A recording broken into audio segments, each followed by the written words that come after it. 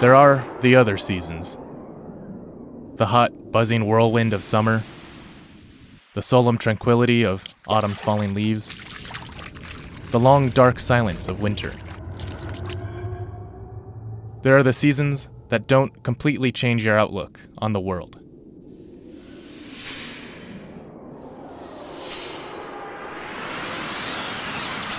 And then there's spring.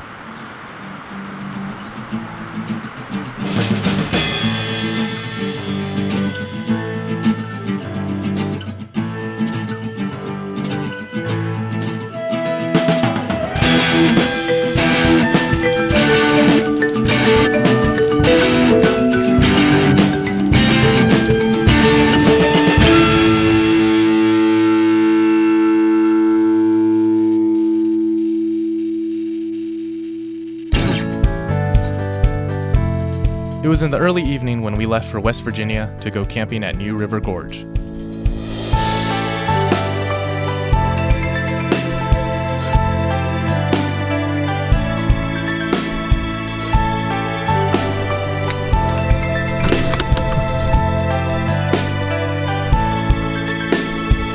We arrived in West Virginia and stayed a night at a motel so that we could get started on our adventure bright and early the next day.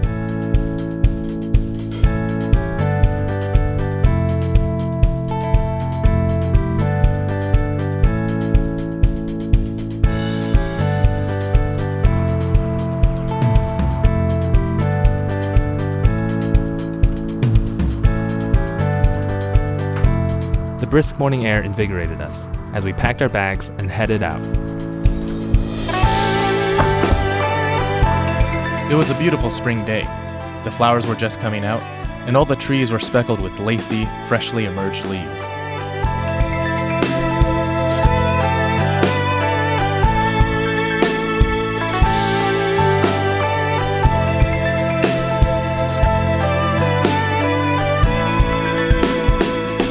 New River Gorge is best known for its thrilling whitewater rafting, but there are also a variety of hiking trails throughout the area.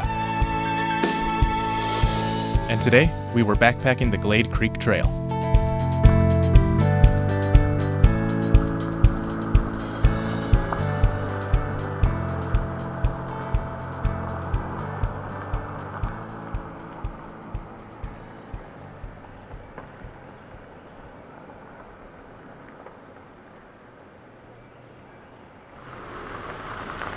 We arrived at the parking area and got all of our food and gear ready.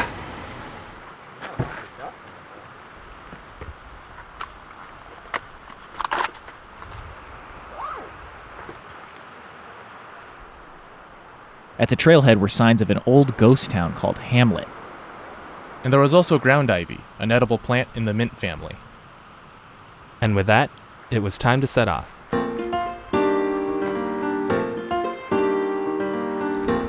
We checked the map and reviewed our plan. We would be hiking south on the Glade Creek Trail, camping somewhere along the way tonight. Tomorrow, we would continue hiking until we reached Cates Falls, before camping nearby and heading back north.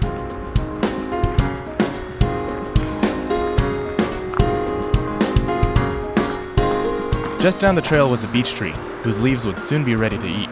And just next to it, this is a American basswood or a linden tree. This is the perfect time to eat these leaves. You can actually pluck these off and eat them just like any sort of salad green. And I've had them before. They kind of taste like edamame, but if you're ever in the wild and you want to make yourself like a nice organic salad that doesn't cost like $7 for 1 ounce, this is the stuff to do.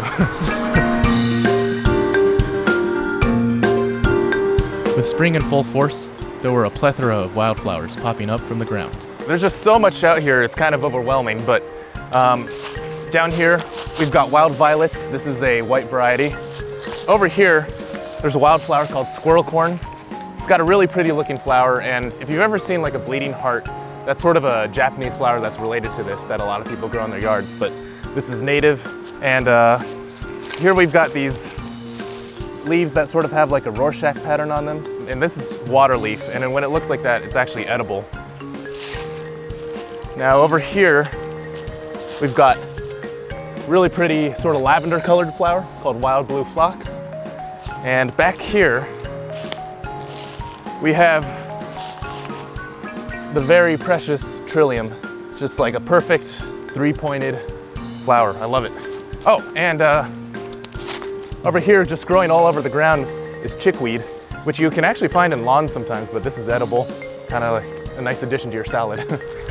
There were also wild roses, larkspurs, and perfoliate bellworts. The colorful flowers added to the spring fever that we were all feeling. Finally in nature's playground again. I'm excited about it. It's been almost a year, and that's entirely too long to stay away. It's like our first official spring trip of the year. Feels like because of the weather and the greenery, so something to celebrate. And further up, there were even more plants that caught Andrew's attention. Down here in the ground, we've got some leaves with like a little purple pattern on them. I believe it's Virginia knotweed. And then over here, we've got a bunch of May apples growing everywhere. In early fall, late summer, they grow a fruit that's like a yellow sort of ball, and when it's ripe, it tastes delicious. It's like a passion fruit. And then over here, we have a spring beauty, which is a really common flower that you see this time of year. Really pretty and edible.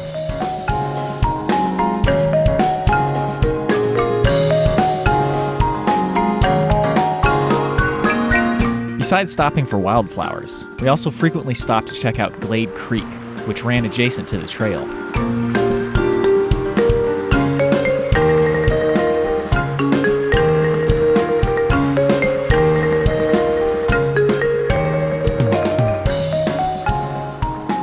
With the warm sun and clear skies, it was the perfect time to play in the water. We also had these granola snacks that Emma from Frontier Bites sent to us.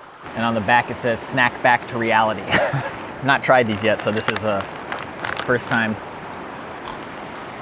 Andrew's gonna come over too. Yeah. I like the texture. I do too, yeah. Texture's nice. It's like a cross between a rice cake and a granola bar. Yeah. After our snack, we were back on the trail. It was our first trip back out during the warm season. And with the buzz of spring filling our heads, we were soon drawn back to the allure of the creek. Here, there was a mighty cascade, and a trail leading to a great swimming hole.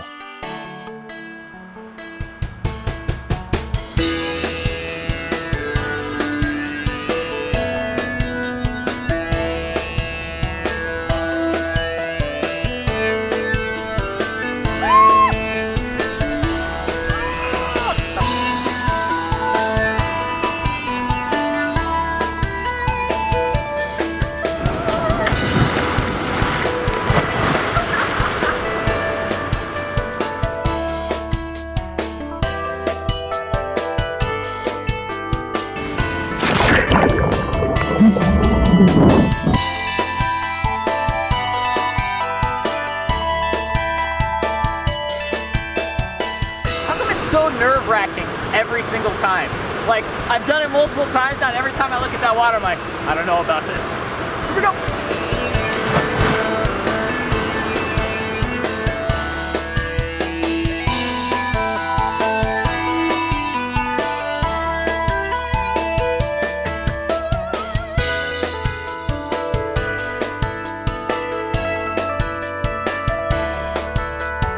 We returned to the trail, filled with a sense of awe at the river and the surrounding ecosystem. With spring, vibrancy of nature in its unfettered state comes to the forefront. All of the paradoxical, organized chaos of the ecosystem swirls about effortlessly this time of year. Insects get nourishment from flowers, and in turn perpetuate species like this Dutchman's breeches, wild geranium, and wild ginger, whose roots have been used as medicine and as spice. But even on its surface, it's not hard to see why spring is the most beloved season. Just when the dreariness of winter is getting to be too much, the forest blooms into an array of brilliant colors.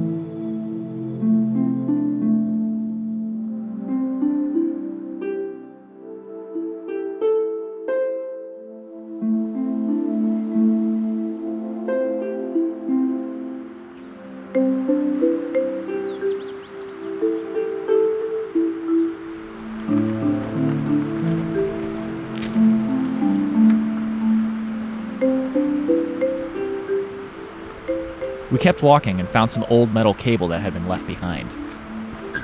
It's poor planning when you bring in metal table for camping now. It's a little heavy. Doesn't meet the weight requirement. With our curiosity piqued, we decided to head towards the stream once again. On the way there, boulders littered the ground, some of which were loose. Whoa, holy. But soon enough, we got to the bank of the stream. Wow. Right? Wow, This reminds me of Rivendell from Lord of the Rings. Yeah. Especially that whole scene right there. It's great. Here, a waterfall fed into the stream, which weaved its way between smooth stones jutting out from beneath the water's surface.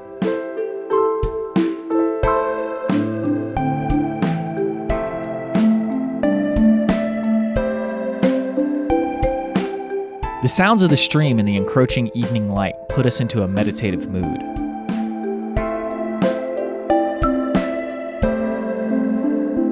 Although we hadn't hiked too far, we were hoping to find a spot to set up camp soon. We've had a very slow pace today. I'm looking forward to finding a campsite somewhere. I think if we can find one in the next hour or so, we should be good. Seems like there are lots of really good ones on the other side of the river, which is really weird, but Yeah. I'm sure we'll find one soon. I'm curious about just over the ridge here, Yeah. because that's prime spot if it's good. Seems like we're kind of veering away too from the river. We might have a little bit more space to work with. Robbie decided to test his luck and check on top of the ridge for a campsite. You looking to see if that's a good camp spot? Way too rocky. Okay. And so, the search continued.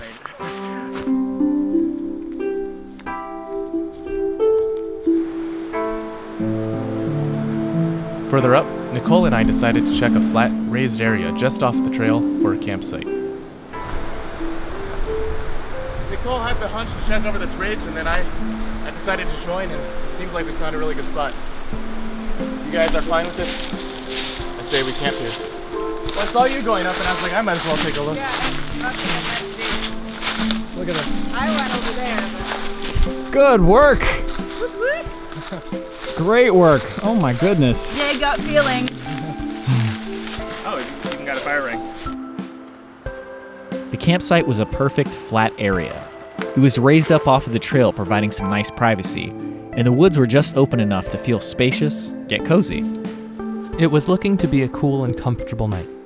With plenty of space, we each set up our own shelter for the night.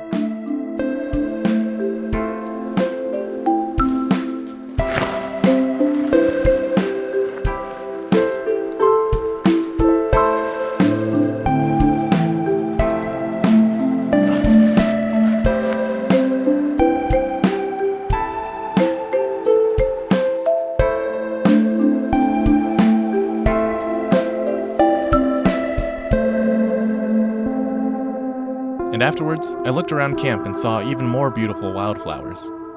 So around this campsite, we've got a bunch of other wildflowers, including this really pretty one called rue anemone. We've got some others, so I'm gonna go take a look. So down here, we've actually got a patch of golden seal, which is a medicinal herb that is pretty highly sought out, actually. Some people will forage for it so they can sell it. It's not quite as valuable as something like ginseng, but it's still something people like to look around for. There were also common violets, great spurred violets, and yellow violets, all edible. I started cleaning out the fire pit, which, unfortunately, had a bit of litter left in it. While clearing away the leaves both inside and around the pit, I saw more of the aforementioned wildflowers. So we found some of these yellow violets in our fire pit, and we're going to try them out. The only reason we're trying this, I should note, is because they were in the middle of the fire pit and would inevitably have been burnt to a crisp, so might as well get some nutrition out of it. Some people use some of the purple violets to make purple honey. My mom would actually candy them when I was a kid. We would dry them and put sugar on them, or put them in ice cubes for nice party hors d'oeuvres. Yeah. Cheers.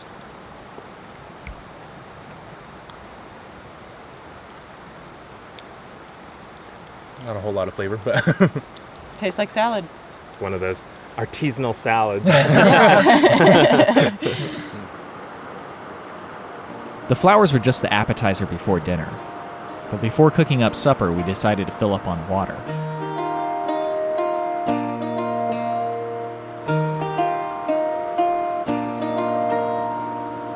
And Nicole tried a bit of fishing, although the dense tree branches everywhere made it a bit difficult.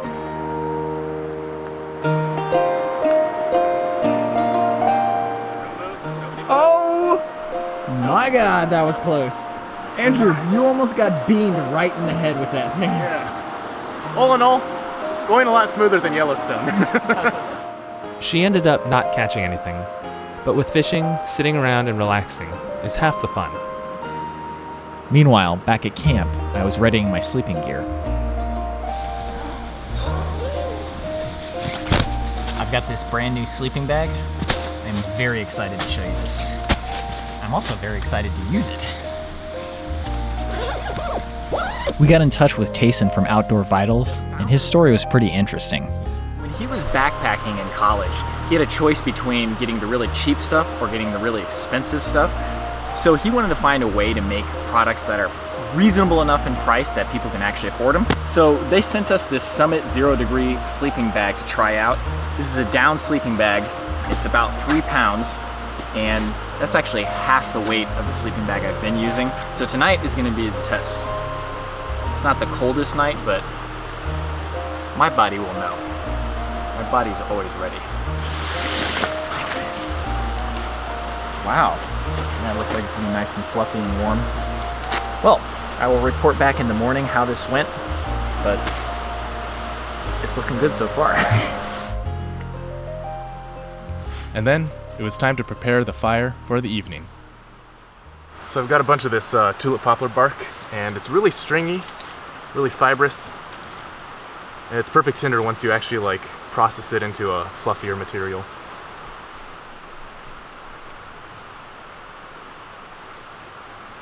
Okay. The processed tulip poplar bark was perfect for catching a spark.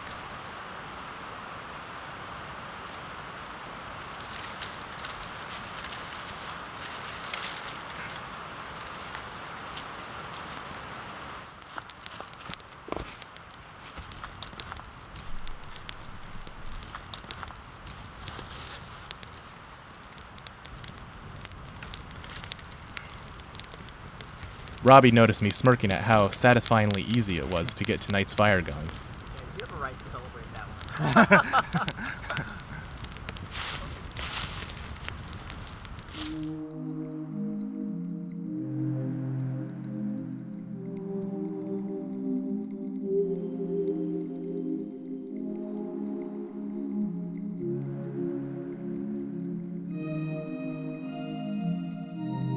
And then it was time to prepare dinner.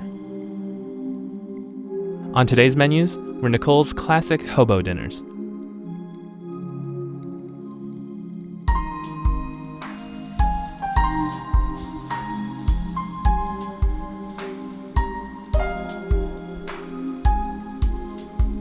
In each decadent foil pouch was some butter, sausage, corn, potatoes, and green beans.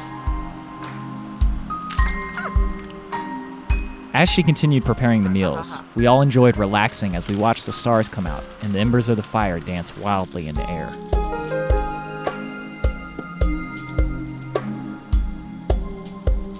It's in moments like these that we connect with our most fundamental state and remember to let go and relax a little bit, to go about life effortlessly.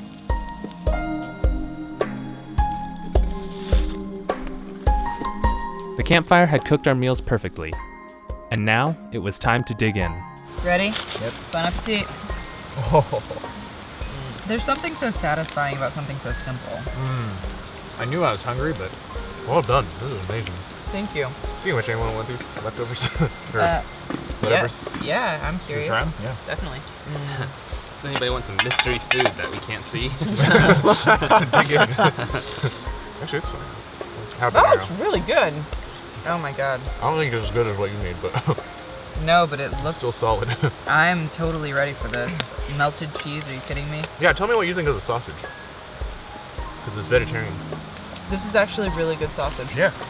It's great to have a big hot meal and then be able to go to sleep right after. Yeah. Yeah. That is what life should always be like. I mean, maybe there's a lesson to be learned here in the sense that, like, we should try more intentionally to do stuff like this in everyday life. Yeah, I'm with you, man. That was probably one of my favorite parts when I lived in France. The shortest dinner I ever ate while I was there was 45 minutes long. The longest was 3.5 hours. People make fun of the French for, like, relaxing too much. But it's like, would you rather have a society that emphasizes human enjoyment of life Or stress. overwork? Yeah. Beneath the stars and the tall poplar trees, this mindset of relaxation comes easily. Fresh air and a glowing fire strip you of society's trappings, returning you to, at least temporarily, a more primordial state. It's a state where wealth and ego have no bearing, and you remember all at once the ease with which humans can fulfill both their needs and the needs of others.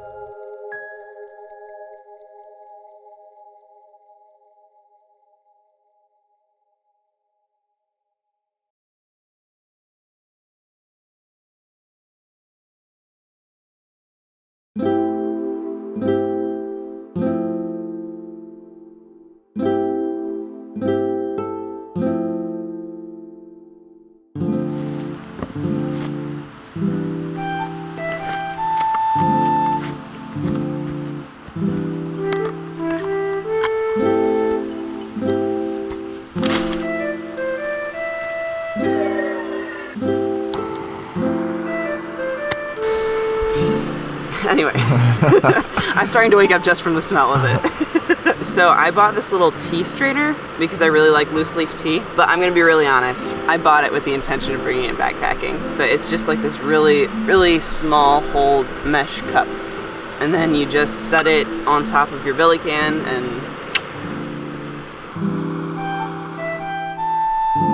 The strainer worked really well.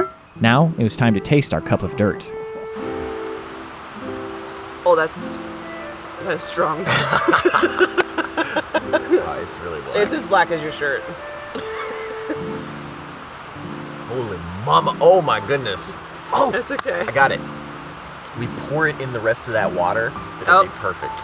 Robbie, look at you go. 2 brains with the power of 1. Now it's a little watery. But you know what? I don't care. I don't even care. We probably should have read the measurements. Oh, no, wait. No. We can make this perfect. Now we put it back in, because there's some coffee there. Oh. Once we put it back in, Okay. it's going to be the perfect consistency. Science, baby. Science. There it is. That's so true. Try that. Okay. Thank you. I can already tell my eyes are opened wider. Good call. Okay. That's a perfect cup of coffee right there. We enjoyed the morning atmosphere, and soon enough, Andrew was also awake. It's alive. And the coffee was apparently so good, it inspired us to speak in different languages. Incroyable. How I don't have one. Arrivederci. Molto buono. Hoa. Das gut. Yeah. Come on. Andrew's just like, leave me alone. Let me drink this. Let me drink it. 57.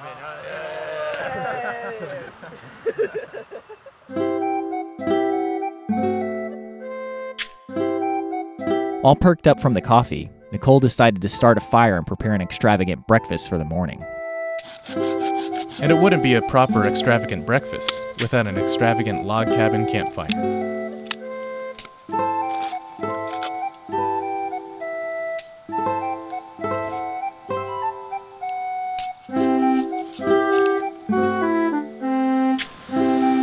And I blew it out.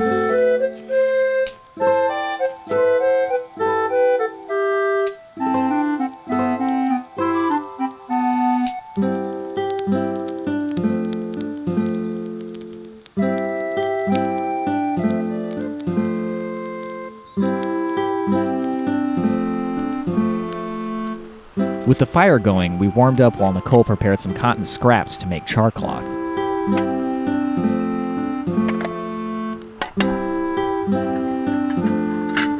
Then it was time for breakfast. And miraculously, not a single one of our eggs was cracked. Oh my god, I didn't lose a single egg. On the menu was a hollowed-out potato filled with breakfast food. Surely the creation of a mad culinary scientist. This is working way better than I anticipated it would, which is good, because now we're going to be able to do the initial idea, plus it looks like we're going to have some good hash brown material. With the spuds hollowed out, it was time to fill them with an egg, some cheddar cheese, salt and pepper to taste, and ground sausage. Stuffed potato. While those cooked, it was my turn to brew up some coffee using my solo stove. This is a fuel cube provided by John Truitt. I thought it might be interesting to try and use it as a source of fuel for my solo stove and see if I can get a pot of water boiling. Nope, didn't catch. There it is. Let's go. It's supposed to burn really hot, according to the packaging, so. Now granted, I only use enough water for 1 cup of coffee, maybe a little bit more, but it's already boiling and it's still burning, so pretty good. A bit of sweet cinnamon thrown in, and you've got yourself a nice morning brew.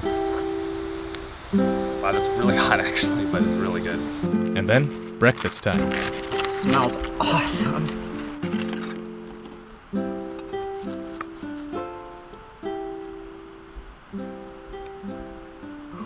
How awesome is that? It's like cooked perfectly. Time to feast on those delicious monstrosities. Is that not hot? Do you guys want extra cheese on it? It's just that good. So that was a good idea. Yes, it was. This is gonna need a name. Oh God. Cheese Oh, and I egg. got one. The spud plug.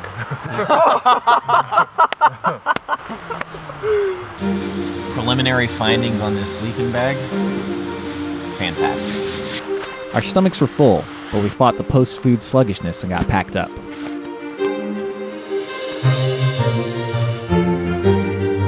Plus, tearing down our camp was a good opportunity to digest our food and get ready for the day's hike.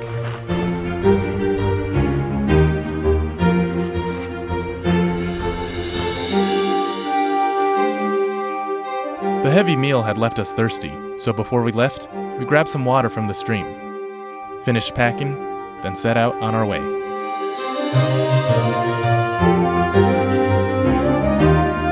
All around us, the woods teemed with life.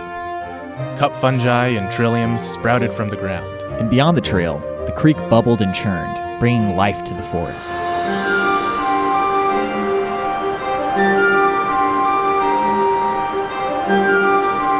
It flowed uninhibited, effortlessly carving a path through the earth.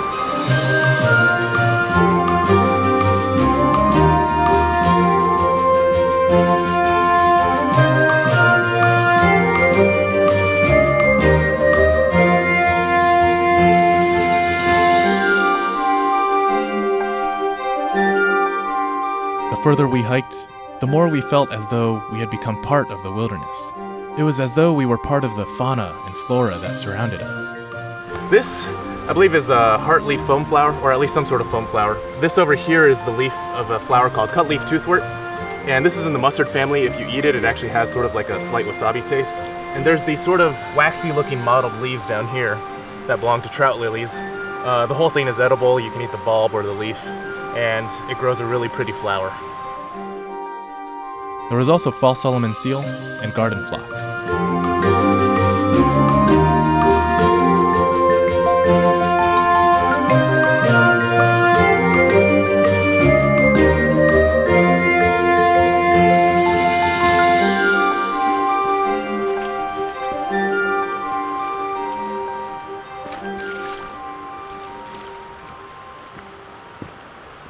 Up ahead on the trail, pink and blue phlox created a colorful display. It's like nature's tie-dye party or something. That's what I wish like our yards could look like at home. Wildflowers instead of just grass. Yeah, they could if people just let them grow. That's true. It's always been kind of odd to us how much effort goes into maintaining lawns. Barren fields of a single plant that has seemingly no utilitarian or ecological benefit. If we were to just let go once in a while, we could effortlessly grow gardens of edible and medicinal wildflowers. You might not get wood betony flowers like this growing, but the bees would still come to pollinate wild violets, ground ivy, dandelions, and more. Speaking of which, further up the trail we saw more wildflowers, like this Gallium apurine, an edible pot herb. Over here, this like waxy looking leaf with a really cool shape is called hepatica. And then this beautiful, beautiful leaf belongs to a bloodroot. Actually, you can see there was a flower here, but it looks like it's already turned to a seed pod. But it's called bloodroot because if you dig up the root and you cut it, it kind of bleeds this really dark red color. It has medicinal uses, one of which actually I've heard is like removing warts, but that might just be an old folk remedy.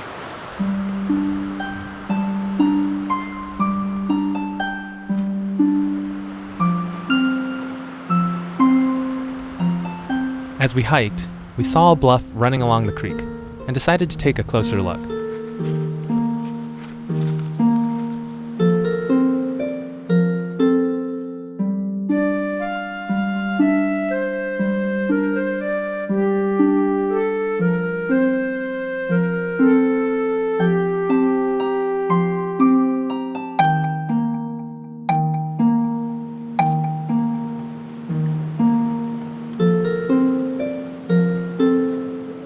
And nearby were these lumpy bracket polypores, decomposing dead wood and returning it to the soil from which plants like the Solomon seal can emerge. Eventually, we continued on, crossing a bridge that took us to the other side of the creek.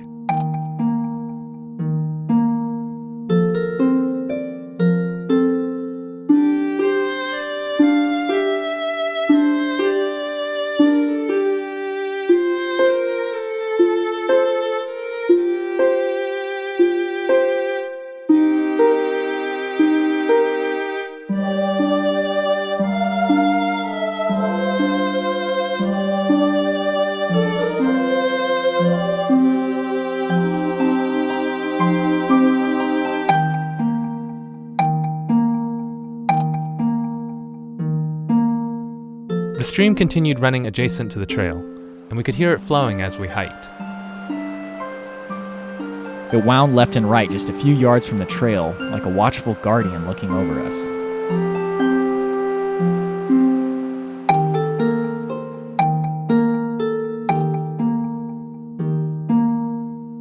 From the soil, jack in the pulpits emerged, and on the rocks grew a native succulent called woodland stonecrop. And nearby, a garter snake relaxed atop a soft bed of moss.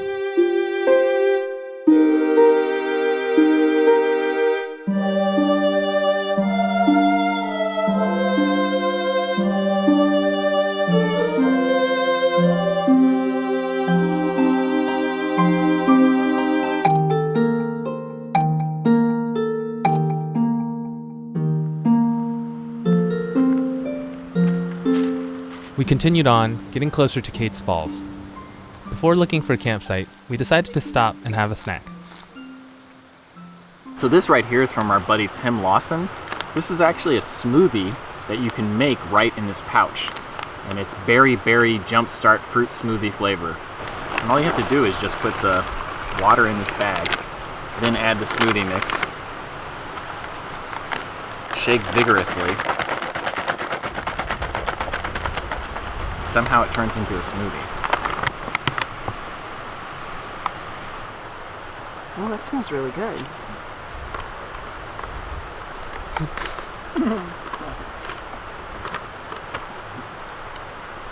Ten out of 10. Yeah, I would drink that. It'd be really good cold, but it's fine warm. Here.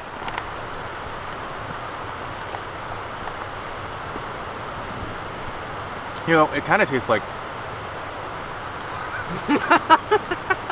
Have you ever had those like strawberry milks when you were in grade school? Yeah. It either tastes like that or like leftover cereal milk. It tastes like the first thing I thought of was somebody took grounded up Smarties and dumped it into water. Really? Yeah.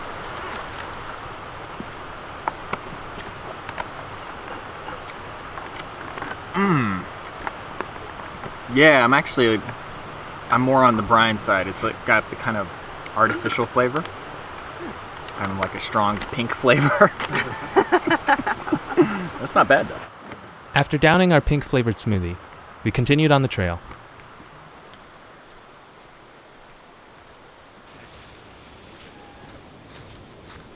Pretty soon, we came upon a great open meadow with plenty of space and a nice fire ring, and a set of strange wooden totems, perhaps the hiding place of a forest spirit. I'm not seeing that anymore. That looks kind of like two eyes.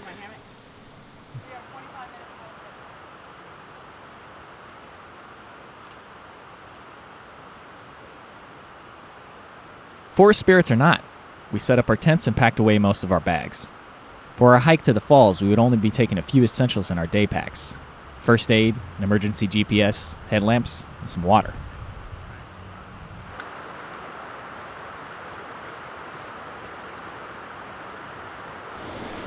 Before heading out, we quickly scouted out the bank of the stream near our campsite. This is like the perfect water filling spot. Yep. And then we made our way to the falls. With the load off our backs, our leisurely hike became even more leisurely. On the hillside were some rocky outcrops that resembled faces. And Andrew found some other things on the hills as well. Okay, so I spotted some nice flowers on the hillside. Over here, we've got some hepaticas, which are flowering.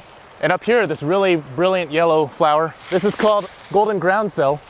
And actually, earlier in the season, when it's like late fall or winter, you'll see the basal rosette of the leaves. And on the other side, they're purple instead of green. But right now, the leaves are all green and the flowers are coming out.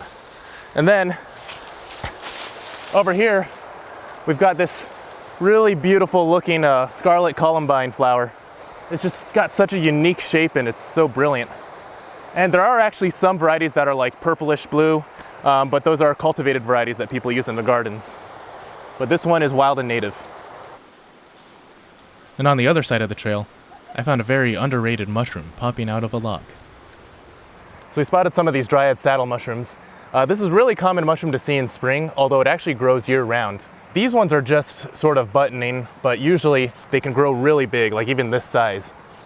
Another name for them is pheasantback, which once you see the pattern on the cap, you'll understand why. And these are in fact edible, so I'm just gonna collect a few. And usually these have a smell. And yeah, you can smell it right now, and I'll have the others test out and see if they can guess what it smells like. Now I should mention that foraging for mushrooms is allowed in most parks and forests. And when you're cutting the mushroom, you're not actually killing any part of the organism. The mushrooms are kind of akin to a fruit that grows on a tree or a bush. And all of the organism is growing throughout this log, so. And these will come right back. I guess we'll cook these up tonight. Now it was time to show the others and see what they thought. Okay, I want you guys to smell this and tell me what you think it smells like. You first. Smell deeply. It smells like a fruit. Oh my god, it smells like watermelon rind. Yeah, watermelon. Yeah, oh my god. Yep. Yep. Wow, I want to eat it. Can I? Yeah. Yeah. It smells just like the white part of a watermelon rind. Yeah. It's got that like sort of bitterness, but still the sweet. Yeah. Very fragrant. I like that. It smells good. Also growing in the area were lots of horse's hoof fungi. And further in the distance, we saw the Phil G. McDonald Bridge spanning across the gorge created by Glade Creek. We filled up on water at a stream crossing before continuing on to Kate's Falls.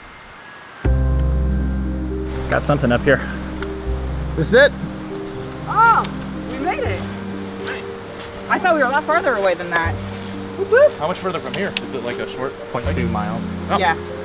It's supposed to be vigorous though. Yeah, it's supposed to be really far uphill. So. We climbed mossy stone steps and passed by huge trees, almost feeling as though we were climbing up to an ancient monastery. It was actually a fairly short and simple hike, but the sight of the falls at the end was no less rewarding to see.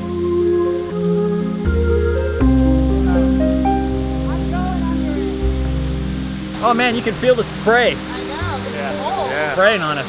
Refreshing.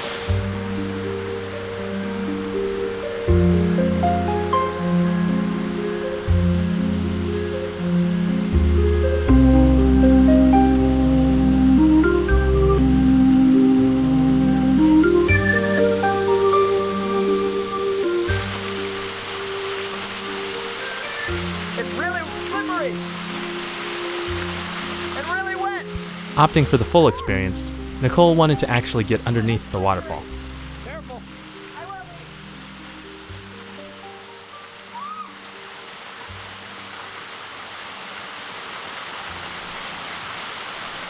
It's really nice. I'm sure it is. Really nice. Fun. You gonna give it a go? Yeah, I think I might have to. Are you? Nope.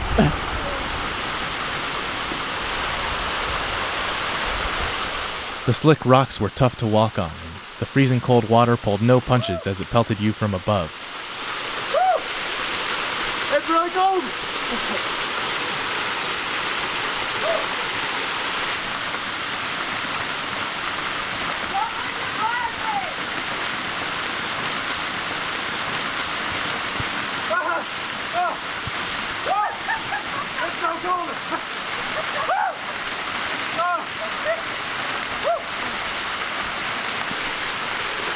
It's like a really, really cold, bad massage. Like needles. It's a massage with needles.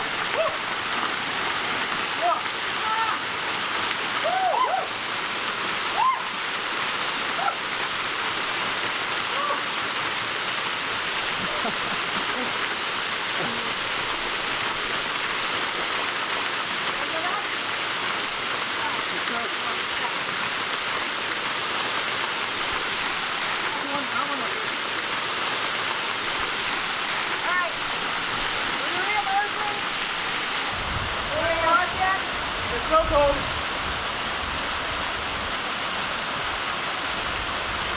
It's like a water ride that they don't want people to go back onto. That's awesome though. Have you ever been under a waterfall? Not one that big. I was under a couple in Italy, but nothing like that. That was nice. It was great to see the falls. Even just sitting near it filled us with renewed energy.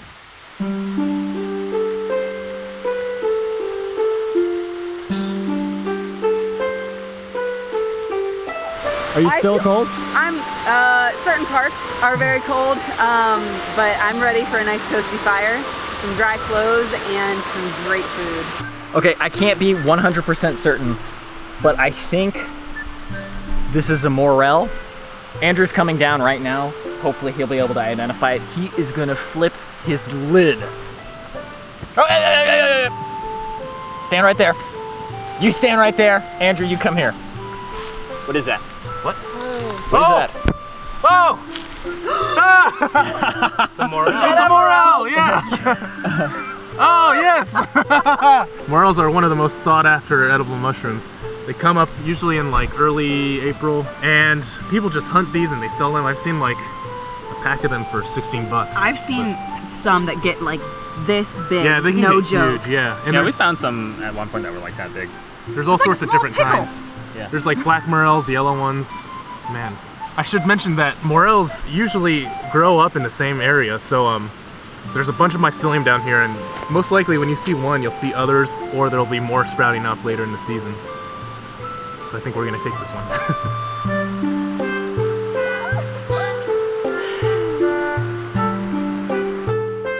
We also saw the scarlet cup mushroom nearby.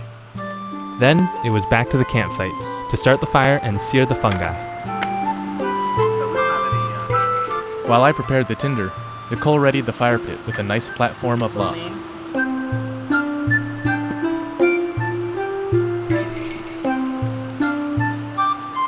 And with all the fungi we found, it was only appropriate to start the fire with the fungus, horse's hoof fungus. We've seen this many times, but we've never actually tried to use it for tinder. All the stuff inside that you want is this brown stuff that's under this hard layer, and the brown stuff is called amadou, and that's like really good for catching a spark.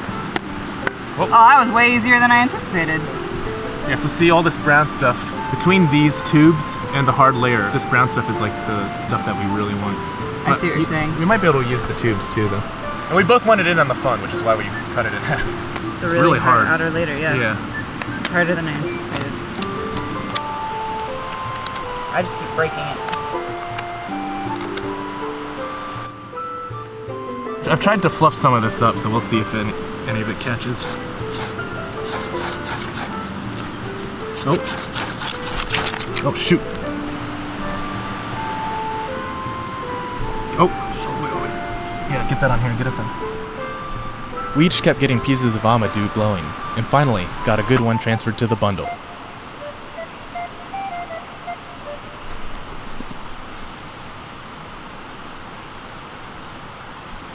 But, unfortunately, it went out before the bundle ignited, so we were back at it.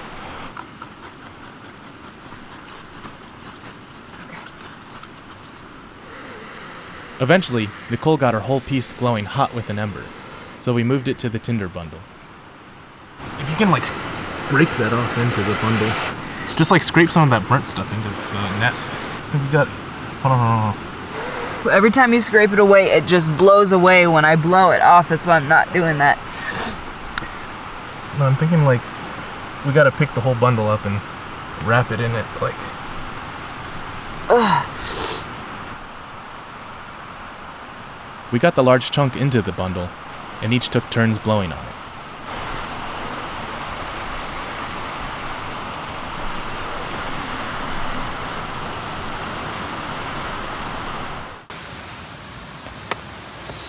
Watch your fingers. Holy crap! Woo! Brian, put this battery in.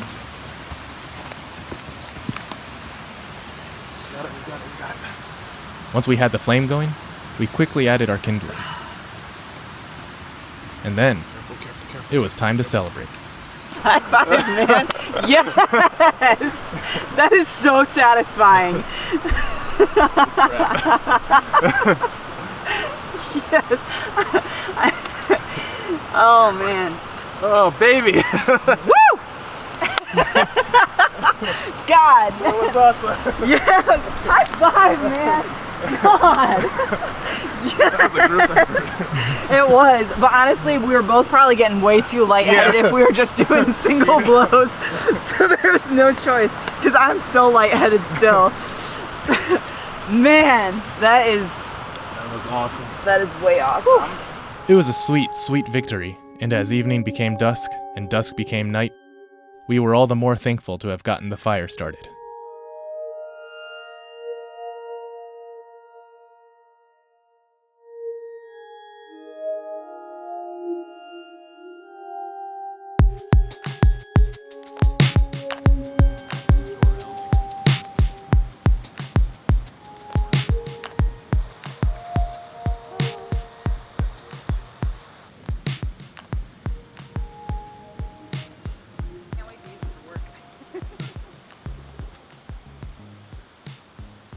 It's been a fantastically fungal day.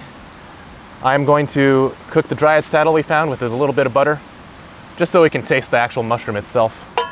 After that, we'll cook that morel and give that a try too. If you find a bigger Dryad saddle, a lot of times the most tender part of it will be around the edge of the mushroom, and some of the stuff that's closer to the stem is going to be a bit tougher.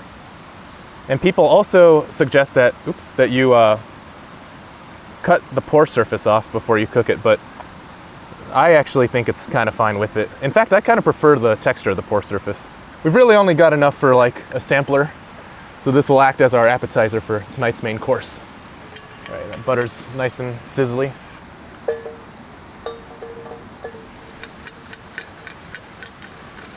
Got to coat it in some butter too.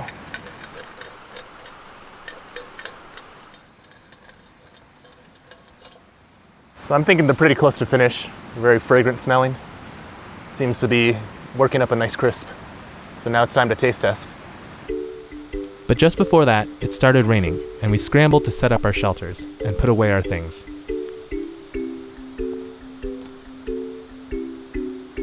And just as we finished setting up, the rain died down and it was back to the fire. So the Dryad saddles have been cooked in butter. Bon appetit. So me and Andrew have actually had these before. Yeah. Okay. And I feel like sometimes you cook the watermelon taste out, which is actually, I prefer it that way, but if they're undercooked... just a very tiny bit there. Okay. Still. Yeah, the Dryad saddle has more traditional mushroom texture. Yeah, it's like a bite them portobello and they just kind of come apart. What do you think? It tastes more mushroomy than I anticipated. I figured it would have more of that watermelon cucumbery taste, but it very much tastes like a mushroom. That would be really good on kebabs. Yeah. That's really all I'm thinking about is like some green pepper, red pepper, steak. Now the classic question, would you buy it in a supermarket? Yes. Yeah, I would. Yeah, Oh, for sure. actually, definitely. If I were getting mushrooms. It's one of my favorites. And it's pretty bountiful, actually. Yeah. The next mushroom we're gonna try, not as bountiful. Robbie spotted this beautiful, tiny little morel, a delicacy in these parts. There's actually multiple types of morels. There's black, yellow, gray. It looks like a yellow one. Yeah, actually, this might be a gray one. I'm not sure. Yeah, kind of tan like Thomas's pants. So, but we'll give it a try. So, this is gonna be like a tiny morsel. You can see how it's one single hollow chamber, and the stem connects to the rest of the mushroom here, and it doesn't like hang over anything. And when you have one single hollow chamber like that, that's how you know it's a morel for sure. Very buttery, but It's not appreciably different than last mushroom. I disagree. It tastes less like a mushroom. This is gonna sound so stupid, but it kind of tastes like chicken. It was good though. I would eat them. see, I want to know if it actually is up to the hype or if it's just hyped up. I mean, either way, I've always considered mushrooms something where it's like more fun to look for them than to eat. Oh, yeah. After Nicole and Robbie sampled the morel for the first time, we broke into some ramen noodles, which our friend Scott Koenig provided us. That's 3 trips in a row we've had ramen, but it's delicious. And with the vacuum-sealed packaging, these were even more convenient than traditional cup noodles. So this ramen I have is seafood ramen. I see pieces of something that resembles seafood. It's really good. This is not going to be ladylike. Well, that's awesome. This is going to change your life. This is life-changing ramen right here. I got my makeshift chopsticks here. It's hard not to get a smile on your face when you're eating this.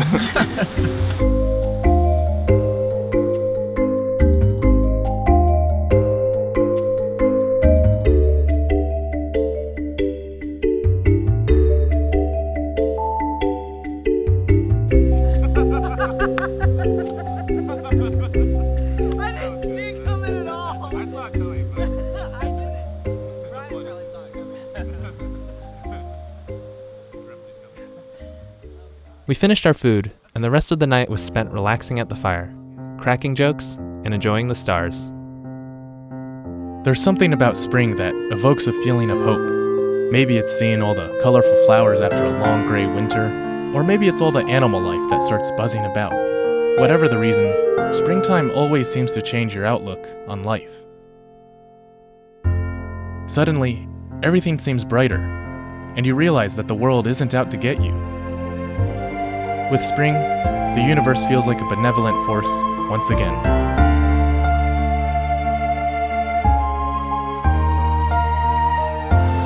Night 2 with the new sleeping bag.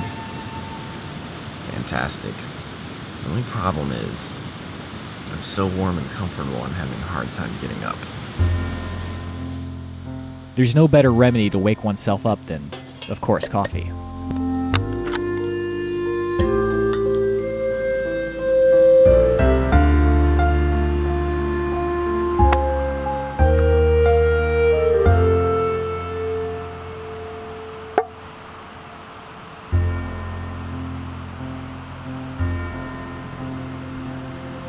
We sipped on the cup and felt energy returning to our bodies. Feel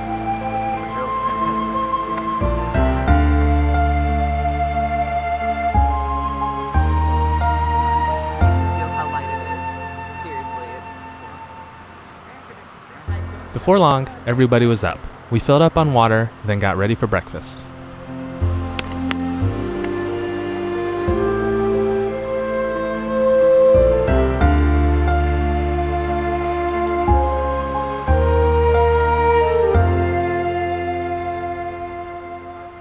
With the fire going, it was time to have a nice morning picnic. First up were some eggs, cooked in butter, lightly seasoned with pepper and scrambled.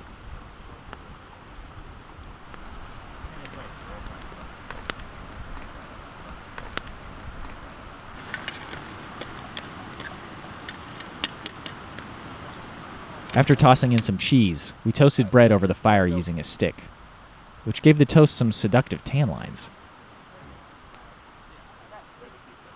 Now, time for our pleasant spring picnic. Okay, toast. Thought we were toasting coffee. You got more. Oh, good. Isn't the habanero cheese good in there? That's fantastic. Yeah. Since I forgot my spatula. There you go. A lovely picnic. After the wonderful toast and eggs, we cleaned up and put away our food, doused our campfire with water, and got ready to hike out.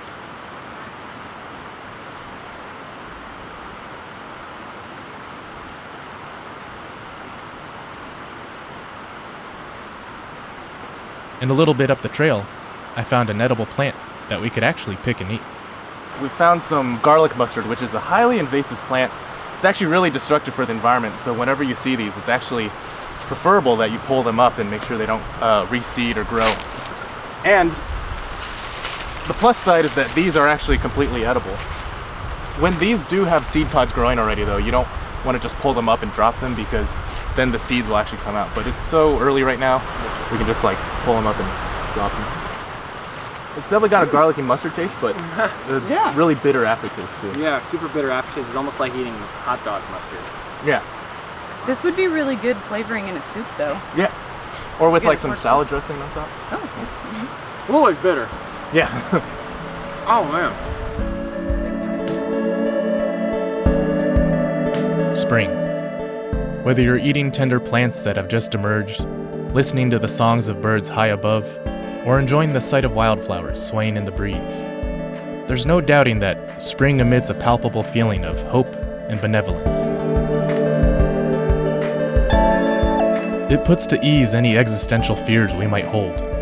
When the spring season comes, it comes bearing a reminder that, yes, the universe is a benevolent force. And that includes us. Without the baggage of modern civilization, we can see that in the world around us and within our own selves, there is benevolence. Maybe that's why so many hunter-gathering societies, from the Inuit to the San, view the environment, the spirit world, the universe, as a generous and giving provider. Maybe that's why philosophers like Mencius and Rousseau insisted that human nature was fundamentally good.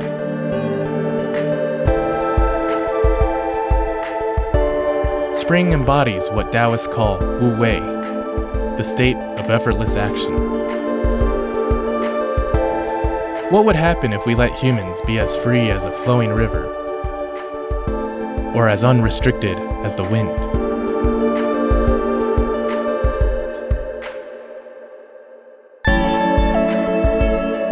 Some might say that humans, without any legal structures or rigid social mores, would exploit each other and the land. They might point to the ecological destruction wrought by unregulated companies or the violence waged by people all across the world.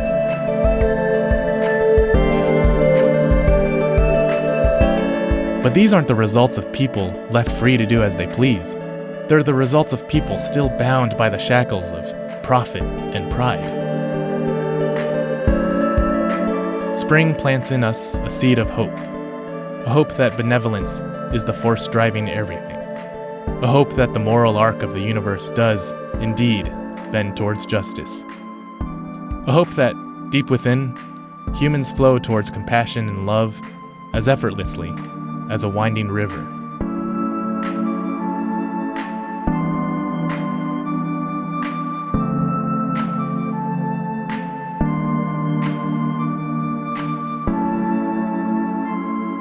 There's the side of the world that leaves us feeling apathetic, hopeless, and lonely. And then, there's spring.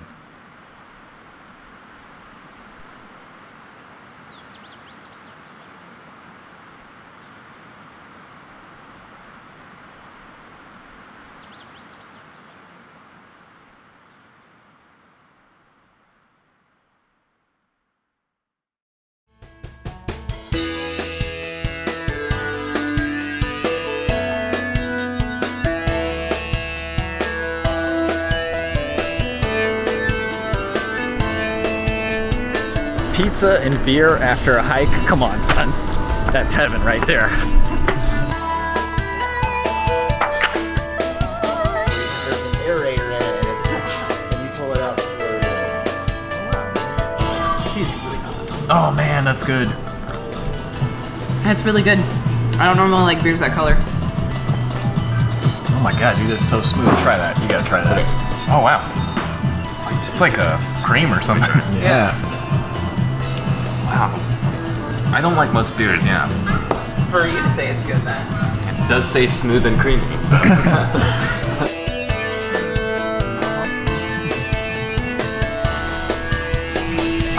Yeah, I'll just sit here and talk with myself because everybody else is on their phones. That's modern life for you, though. Technology. I don't blame you guys. I don't blame you. I'm just glad that my service provider doesn't work out here. For me, it was like, I gotta focus on something while I wait for that pizza because I need that pizza as soon as possible. I got distracted. And it's like at this point, I've seen these jokers for 3 days now. I don't have another word to say to them. I do want to try it. Of course you do. Ah, God. It's sriracha. I have no shame. Oh, it's really good. Thai.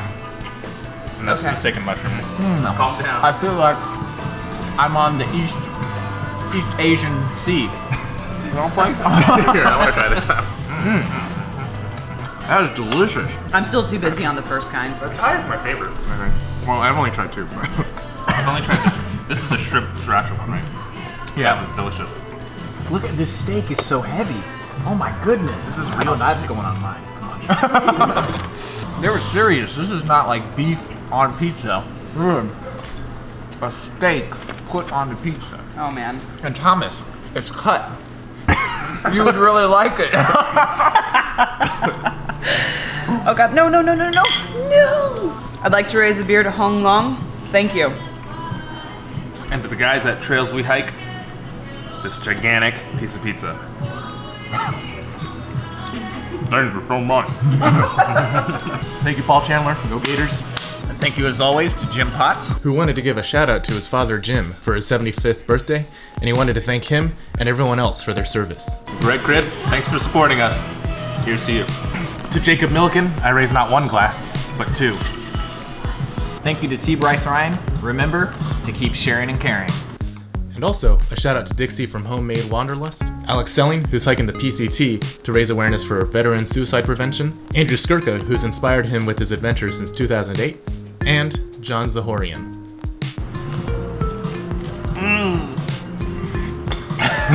And we'd feel lostly without Eric Ostley. Pizza is fantastic, but none of this would have been possible without Sunjan Huang. Shout out to his boys, August and Everett, and to his wife, Diane. Thank you to John Truitt. I'm dedicating this pizza piece to you. And to your friend, Sarah Whiteside in Coeur d'Alene, Idaho. Okay. And to Lisa Truitt, who we apparently keep forgetting to put in the credits. Sorry about that, and thank you so much.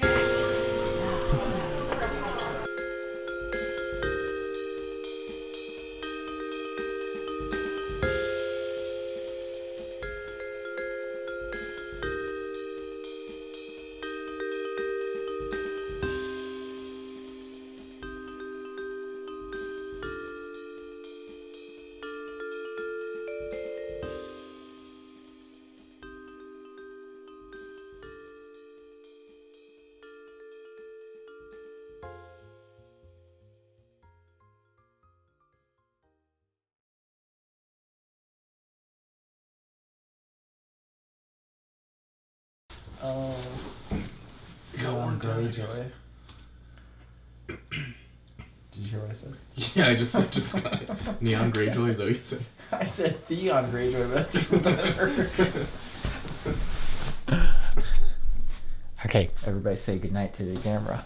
Good night. Good night. Okay.